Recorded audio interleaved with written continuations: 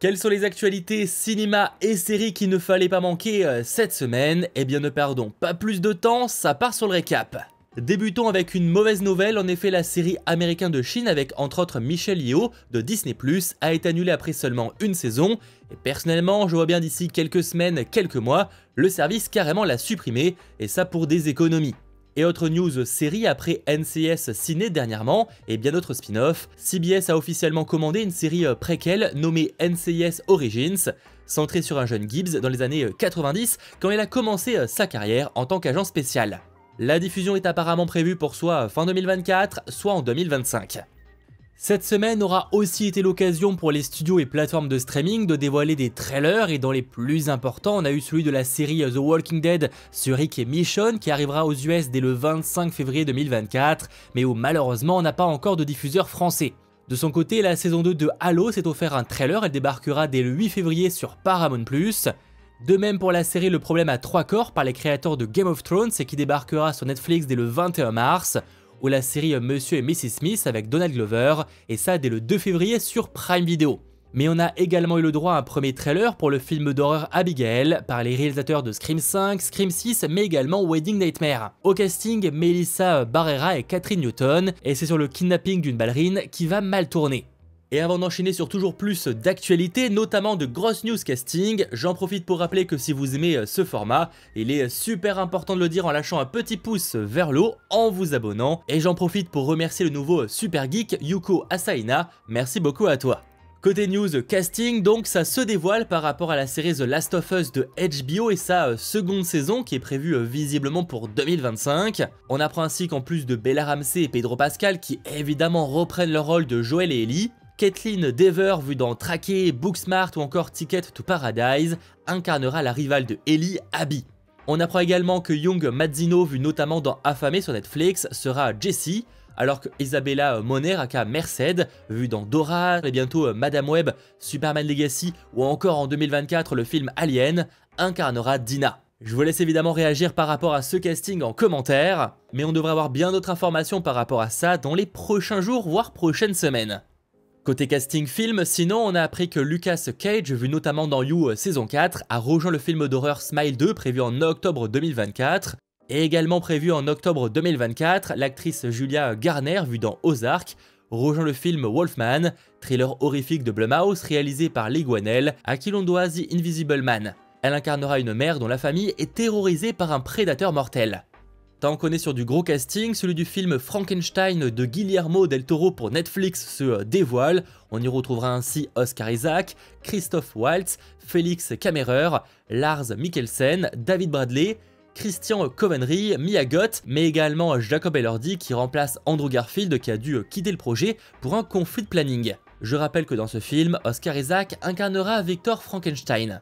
Autre genre, on a du nouveau par rapport au remake live du film de DreamWorks Dragon. En effet, Gérard Butler incarnera de nouveau Stoic la Brute, un rôle qu'il avait déjà en animation en VO. Et on a également Nick Frost qui sera Gulfor, rejoignant ainsi Mason Thames ou encore Nico Parker dans le rôle de Harold et Astrid.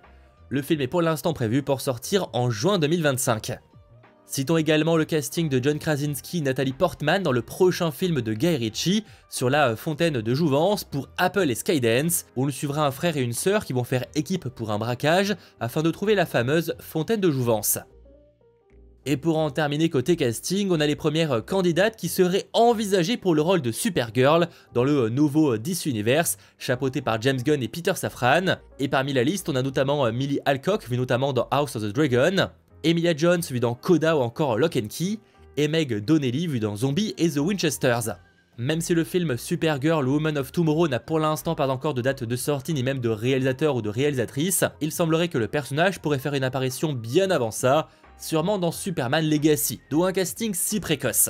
En tout cas, Superman Legacy est prévu pour l'été 2025, et c'est évidemment l'un des films DC Comics les plus attendus.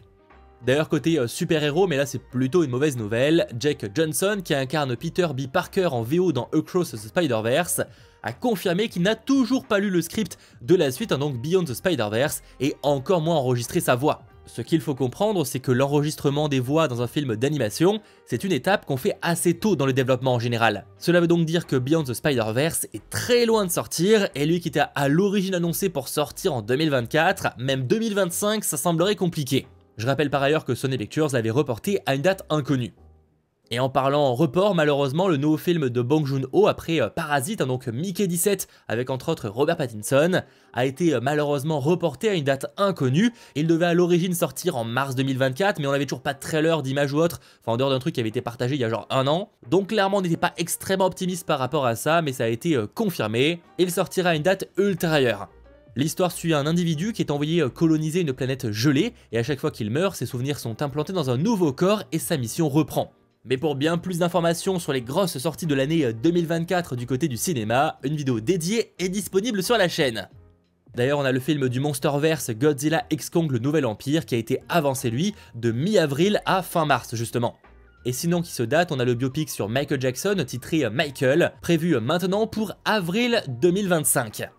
Et côté report, le prochain film Exorcist, prévu à l'origine pour 2025, a été reporté à une date inconnue, suite entre autres au départ du réalisateur David Gordon Green, qui préfère se concentrer sur d'autres projets. Et ça n'a probablement rien à voir avec le fait que le film a été un fiasco complet au box-office. Spoiler, c'est probablement le cas. Dans tous les cas, Universal et Blumhouse cherchent actuellement un remplaçant. Vu le prix que ça leur a coûté, ils n'ont pas spécialement le choix. Par contre, qui leur a rapporté beaucoup, on a le film Five Nights at Freddy's. Eh bien, bonne nouvelle, l'acteur principal Josh Hutcherson a confirmé que Blumhouse préparait une suite, mais pour l'instant pas plus d'infos, notamment sur une possible date de sortie. De toute façon, pour plus d'informations sur ce projet, une vidéo dédiée est de nouveau dispo sur la chaîne.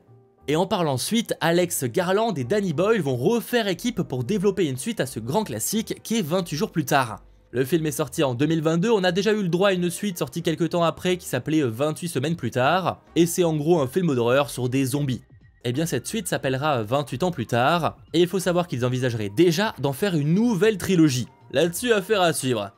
Et d'ailleurs cette semaine ça a clairement été l'annonce des suites, on a eu que ça. On a par exemple appris qu'un nouveau film Star Trek est en préparation et que la Paramount a recruté Toby Haynes qui a notamment bossé sur la série Star Wars Andor pour réaliser ce nouveau film. Alors à noter qu'il sera écrit par Seth Grahame-Smith qui a notamment bossé sur le film Abraham Lincoln Chasseur de vampires, et que J.J. Abrams avec sa boîte de production Bad Robot reste le producteur. En revanche, le film ne remplace pas Star Trek 4 qui est toujours envisagé en conclusion à ce reboot de 2009. Là on serait plus sur un genre de préquel d'une certaine manière, prenant place une dizaine d'années avant ce premier film.